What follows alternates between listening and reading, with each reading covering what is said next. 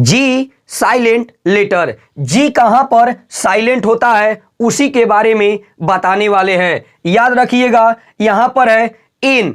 Rule क्या बोला कि एन से पहले आया जी हमेशा साइलेंट होता है।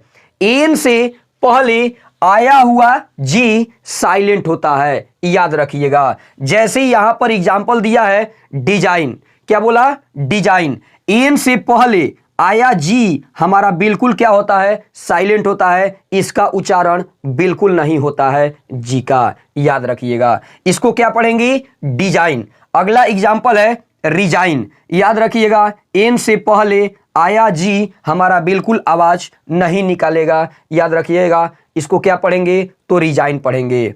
याद रखिएगा इसको क्या करते हैं साइन, क्योंकि जी हमारा बिल्कुल साइलेंट वर्ड नहीं हो जाएगा, लेटर हो जाएगा। अगला देखिए यहां पर है कैंपेन। क्या बोलेंगे कैंपेन। याद रखिएगा जी हमारा बिल्कुल उच्चारण नहीं देगा।